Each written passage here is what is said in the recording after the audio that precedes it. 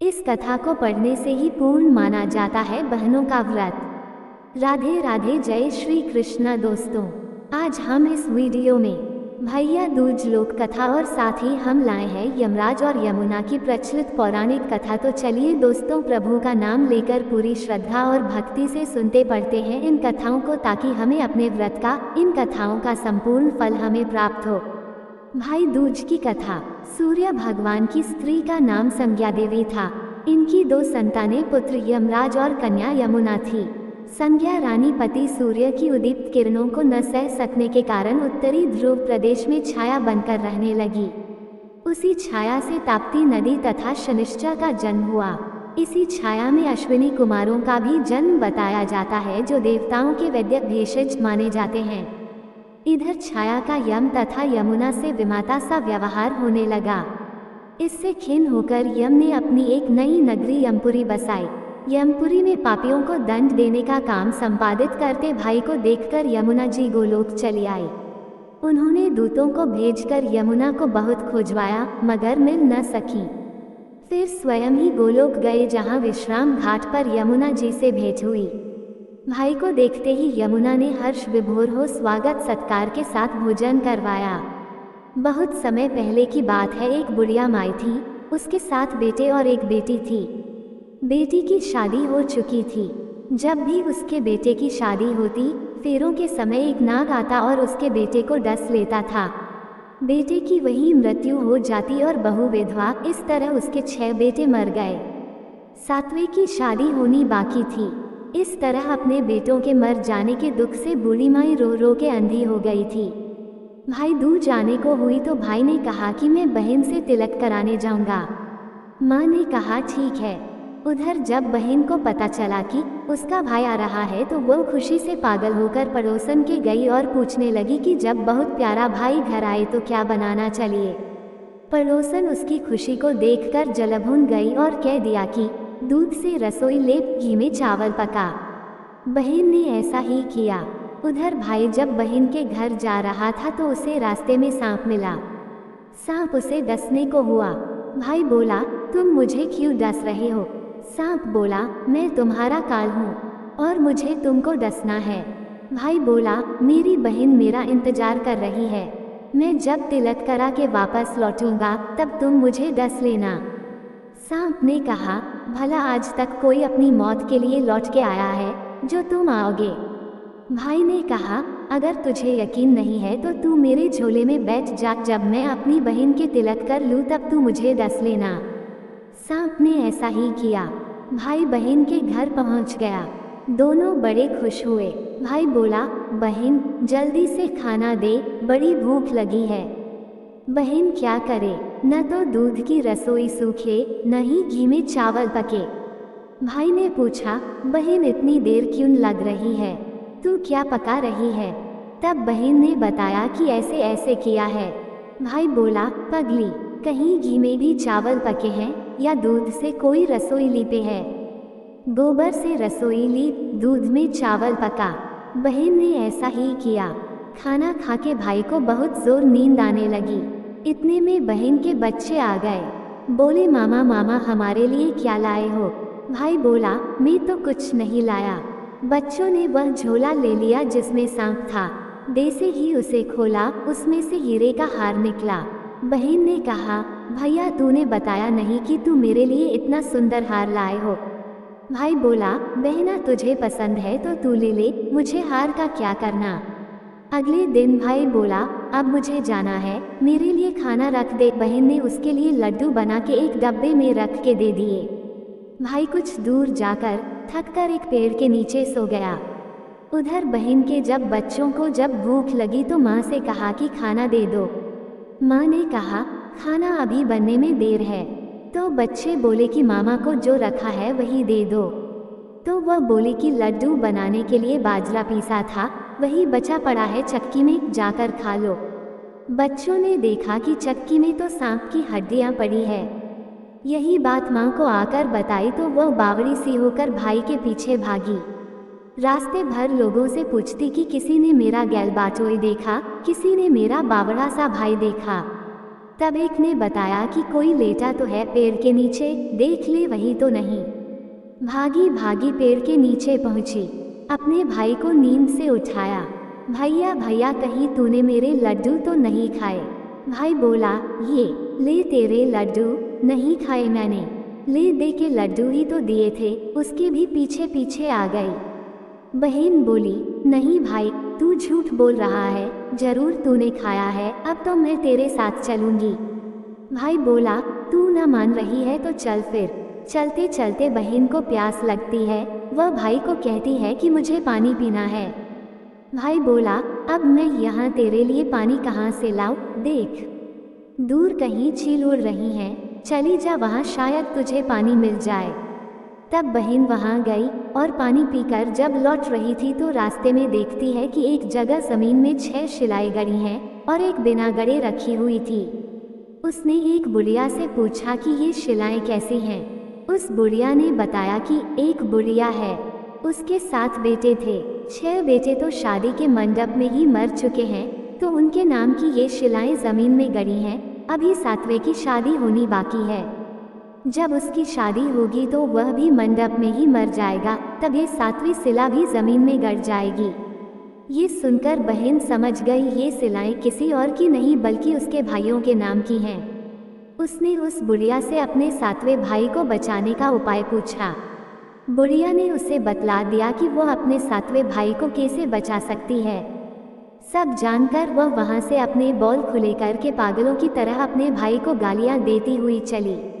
भाई के पास आकर बोलने लगी, तू तो जलेगा, कुटेगा, मरेगा।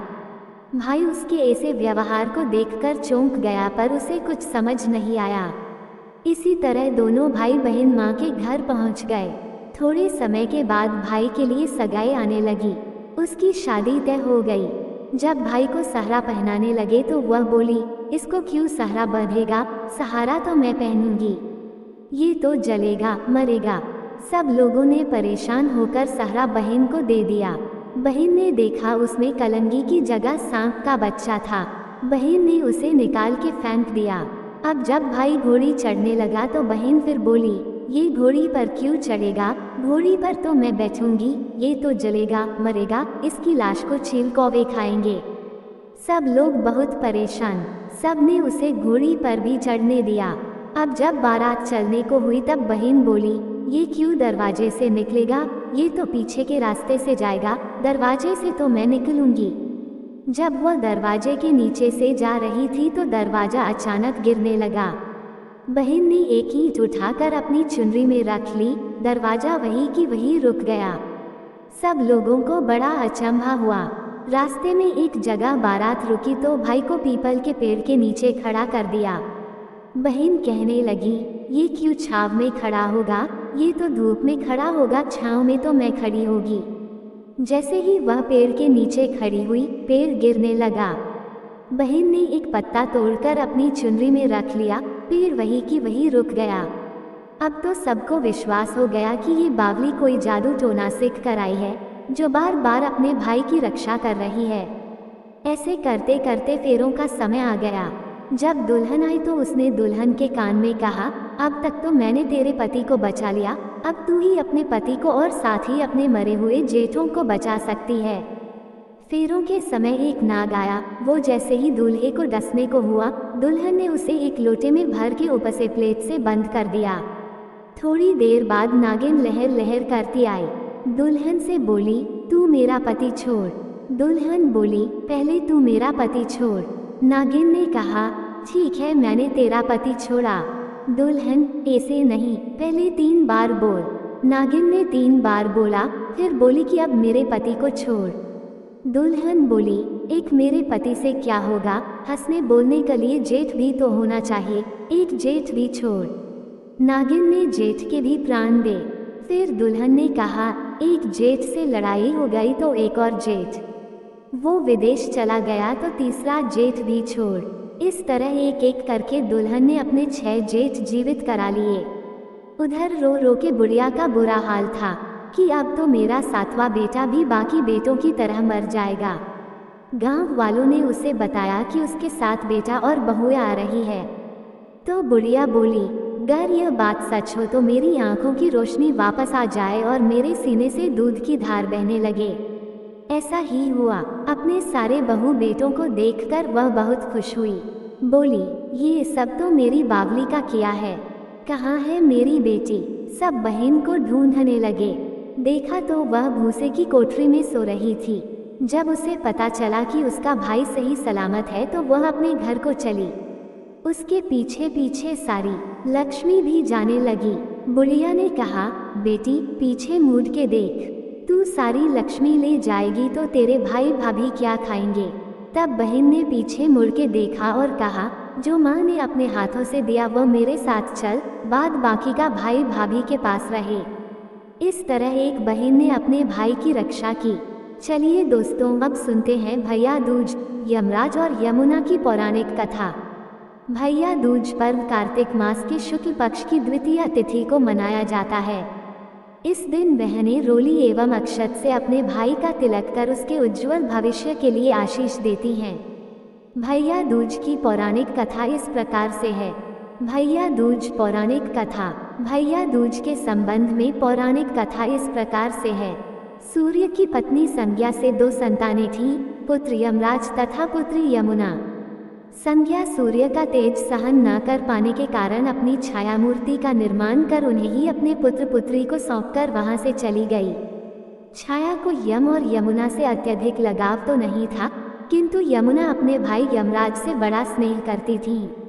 यमुना अपने भाई यमराज के यहाँ प्रायः जाती और उनके सुख दुख की बातें पूछा करती, तथा यमुना यमराज को अपने घर पर आने के लिए भी आमंत्रित करती, किंतु व्यस्तता तथा अत्यधिक दायित्व के कारण वे उसके घर न जा पाते थे। एक बार कार्तिक शुक्ल द्वितीया को यमराज अपनी बहन यमुना के घर अचानक जा पहुँचे।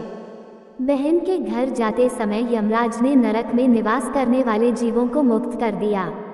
बहन यमुना ने अपने सहोदर भाई का बड़ा आदर सत्कार किया, विविध व्यंजन बनाकर उन्हें भोजन कराया तथा भाल पर तिलक लगाया।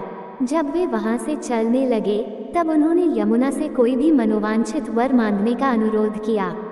यमुना ने उनके आग्रह को देखकर कहा, भैया यदि आप मुझे वर देना ही चाहते हैं तो यही वर दीजिए कि आज के दिन प्रतिवर्ष आप मेरे यहाँ आया करेंगे और मेरा आतिथ्य स्वीकार किया करेंगे। इसी प्रकार जो भाई अपनी बहन के घर जाकर उसका आतिथ्य स्वीकार करे तथा इस दिन जो बहन अपने भाई को टीका करके भोजन खिलाए उसे आपका भय न रहे। इसी के साथ उन्होंने ये भी वरदान दिया कि यदि इस दिन भाई बहन यमुना नदी में डुबकी लगाएंगे तो वे यमराज के प्रकोप से बचे रहेंगे। यमुना की प्रार्थना को यमराज ने स्वीकार कर लिया। तभी से बहन भाई का ये त्योहार मनाया जाने लगा। भैया दूज त्योहार का मुख्य उद्देश्य भाई बहन के मध्य सद्भावना तथा एक दूसरे के प्रति निष्कपट प्रेम को प्रोत्साहित करना है। भैया दूज के दिन ही 5 दिनों तक चलने वाले दीपावली उत्सव का समापन भी हो जाता है। इस दिन अगर अपनी बहन न हो तो ममेरी, फुफेरी या मौसेरी बहनों को उपहार देकर ईश्वर का आशीर्वाद प्राप्त कर सकते हैं। जो पुरुष यम द्वितीया को बहन के हाथ का खाना खाता है उसे धर्म, धन, अर्थ, आयुष्य और विविध प्रकार के सुख मिलते हैं। साथ ही यम द्वितीया के दिन शाम को घर में बत्ती जलाने से पहले घर के बाहर 4 बत्तियों से युक्त दीपक जलाकर दीप दान करना भी फलदायी होता है। भाई दूज एवं रक्षाबंधन के बीच समानता व अंतर। भाई दूज एवं रक्षाबंधन दोनों ही भाई व बहन के बीच मनाया जाने वाले पर्व है। दोनों में पूजा करने के नियम भी लगभग समान ही हैं। रक्षाबंधन में बहनें अपने भाई की कलाई पर रक्षा सूत्र बांधती हैं, जबकि भाई दूज के दिन माथे पर तिलक लगाती हैं। भाई दूज पर मुख्यतया भाइयों का अपनी विवाहित बहनों के घर जाकर तिलक लगवाते हैं, जबकि रक्षाबंधन के दिन बहनें अपने भाई के घर आकर राखी रक्षा सूत्र बांधती हैं। दोस्तों, ये थी आज की कथाएं। आपको हमारी वीडियो अच्छी लगी हो तो वीडियो को लाइक करें, चैनल को सब्सक्राइब करें, कमेंट में जय श्री राधे कृष्णा जरूर लिखें। वीडियो देखने के लिए आपका धन्यवाद। राधे राधे दोस्तों।